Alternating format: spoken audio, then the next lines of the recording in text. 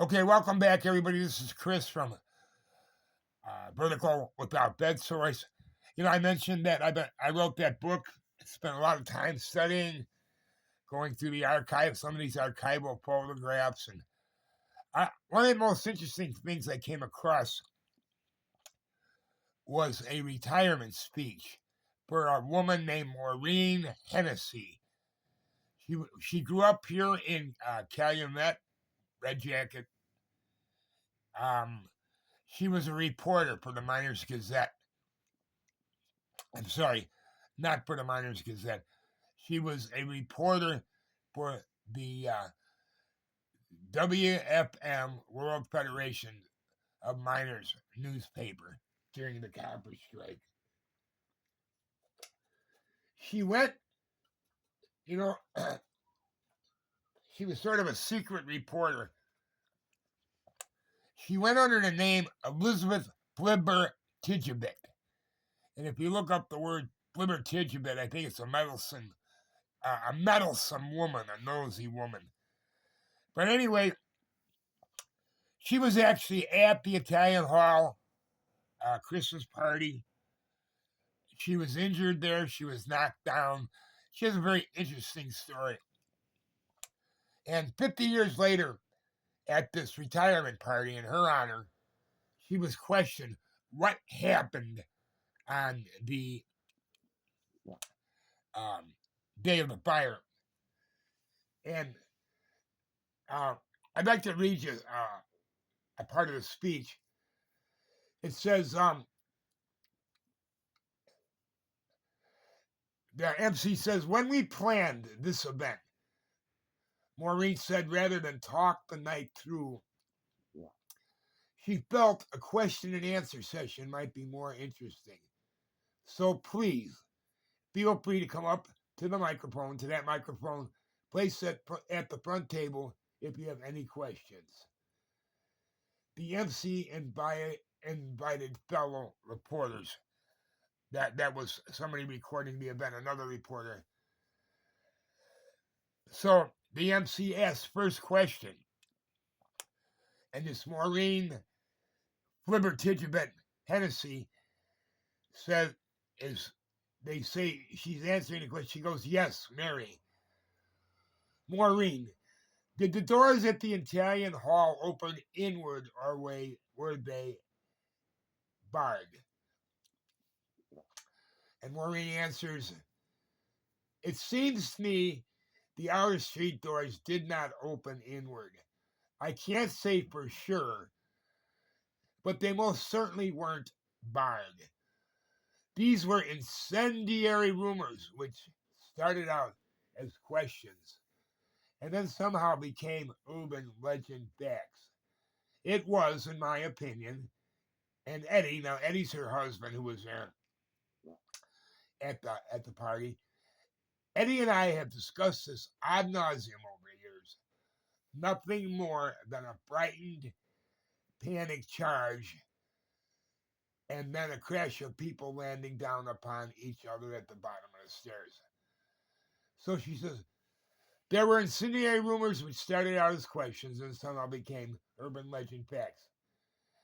It was, in my opinion, and Eddie and I have discussed this ad nauseum over there, nothing more than a frightened, panic charge and then a crash of people landing down upon each other at the bottom of the stairs. Similar to a herd being spooked, rushing to its death over a cliff while piling inexorably and slamming into each other and upon each other with great momentum in a dead end canyon with no place to go.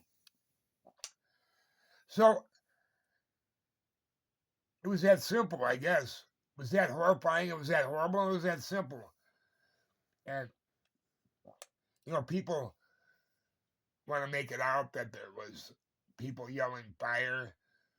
People were obviously under the impression there was a fire. There's no doubt about that at one point. Next question, Mary. The Italian Hall has been described as, and I quote from a recent article by James Blake, A fatal holocaust without a flame. Does this aptly describe to you what happened? Yes and no. I read Blake's article. I was shocked. I wrote these exact words 50 years ago allegorically in a poem entitled In the Miner's Bulletin. I tried to convey fire killed no one. Panic and stampede did. Once again, in my opinion, there was in fact a chimney fire that started the panic. Eddie, my husband, encountered a young lad, probably around 12 years old, burning Christmas wrappings in an open door grate of a chimney burner on a side chimney next to the dressing room upstairs. Try to imagine this. 700 people, 5 of whom were excited children, many awaiting the only present they were going to get for Christmas from Santa, sitting on the stage in a second-story auditorium 22 steps up a stairway. Eddie always said he remembered counting the 22 steps as he attempted to crawl his way through the crowd up to the party. Now, this auditorium had a balcony above and to the side with dressing rooms and refreshment rooms and a kitchen below the stage. The actual theater was approximately 38 feet by 78 feet long and had been stuffed with children and adults to the gills like sardines in a can. There were tables with cookies and cakes, even taking up more room. I saw it. I was there. It was that bad. In retrospect, that should have never been allowed. People should have waited outside, but it was cold. Big mistake. Deadly error. Besides, there was a Christmas play planned, which was scrapped because of all the mayhem and music inside. I'm surprised the floor didn't collapse. Imagine how many people would have been killed if the building had collapsed upon a saloon full of patrons in Byro's Tavern and the A&P store downstairs, down below on the first floor. Add to this bedlam a young woman playing a piano, everyone singing carols, and a huge, heavy asbestos curtain unraveling down upon the stage, obscuring Santa from the children's view, and a bunch of panicked kids trying to run to find Santa behind an inner curtain which wouldn't retract upward. It was so stuffy, people couldn't even breathe. Several fainted. Eddie and I were down in the kitchen cutting cakes and preparing cookies. A frightened, panicked man, this so-called dark-haired man with the Citizens Alliance button, which neither Eddie nor I ever saw on his jacket, came rushing into the kitchen and pointed towards the window and shouted fire in broken English, and rushed back out of the kitchen, back upstairs. We smelled smoke. Eddie heard the roar of a chimney fire. When we looked through the window, there was a smoldering red glow in the sky and a haze of lighted embers simmering through the air. At that very same time, 3 girls upstairs were on the stage and saw that same haze of embers while standing nearby. Teresa Selzer, who was playing the piano. Teresa got up from the stool and rushed over to revive the girls who had fainted after shouting, "Look!" and pointing out the window at the red, smoky sky and the glowing embers. Just short of 4:30 p.m. on Christmas Eve, December 24th, 1913, Herman Bibber, Bibber, Let me repeat that name. Herman Bibber. B as in boy, I, B as in boy, B as in boy, ER. The neighbor next door picked up his phone and sounded the first fire alarm at the Italian Hall. Not a stampede, but a fire. Because of the copper strike, the fire department had been receiving a bunch of false alarms. The fire dispatch, at first reluctant to believe Bieber's report, questioned him.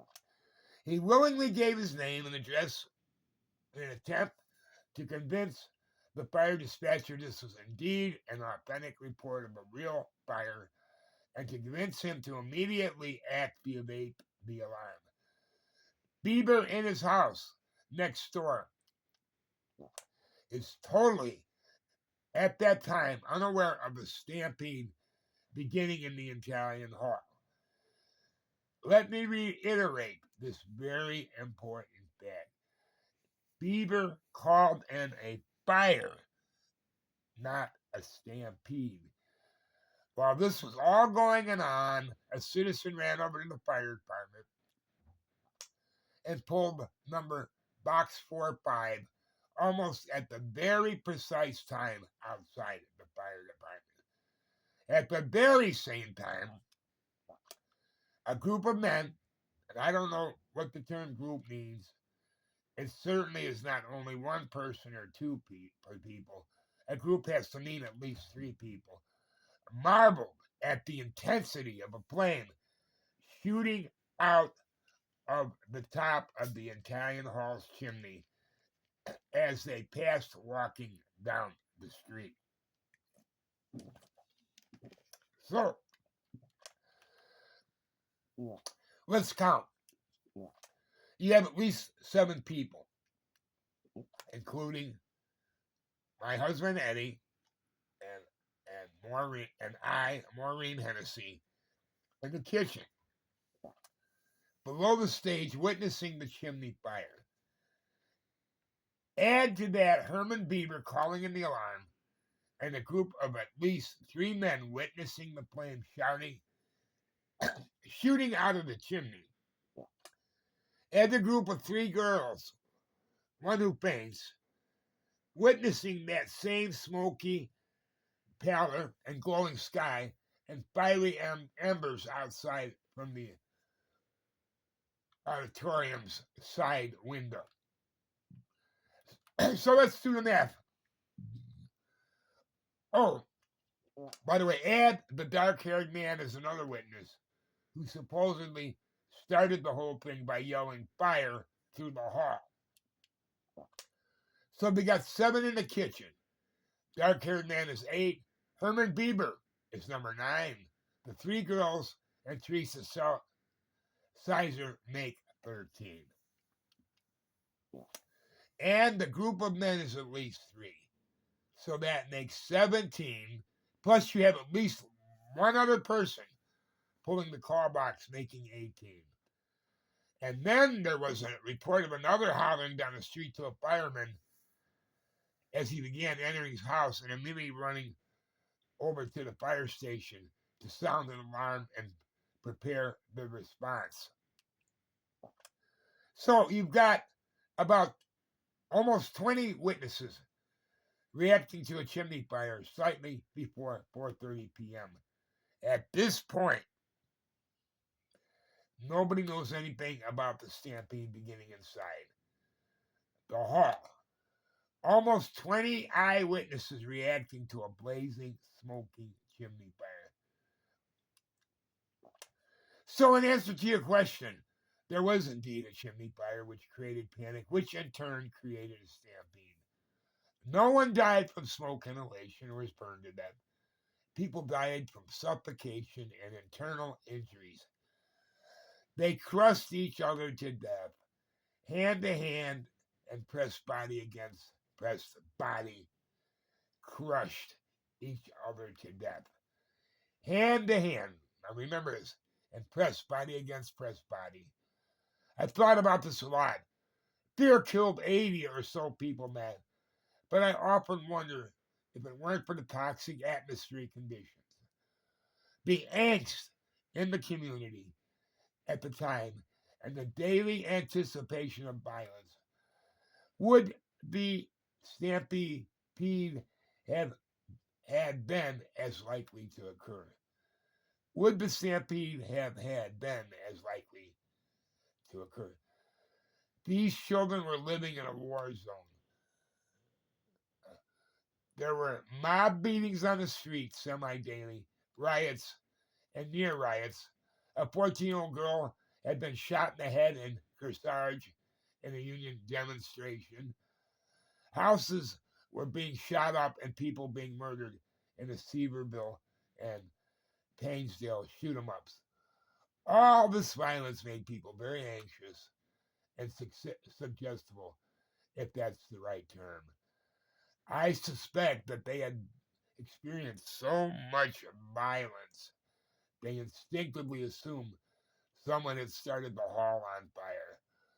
I have often wondered had anyone not been on their last nerve, and had there not been so much mistrust between the union and the mining companies, would the stampede have ever occurred on such an overwhelming scale?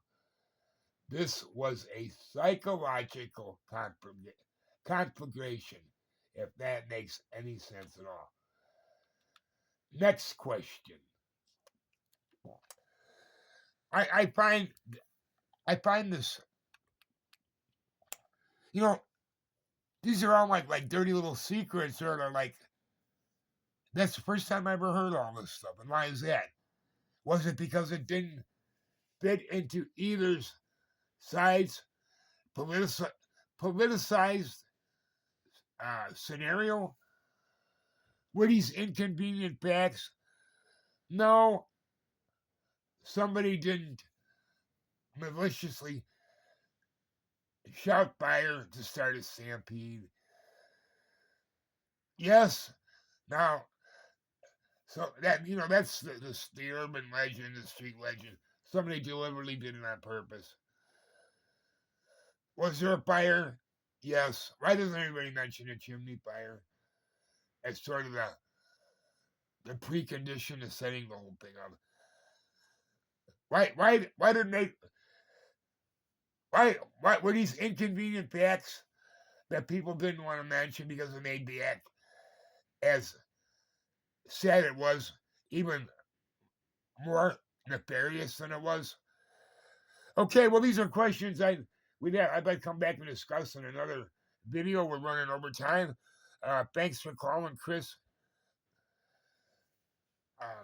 with the vertical about Bedsores. And don't forget, I do have a book called Meet Me at the Italian Hall by author Christy Bond, my pen name.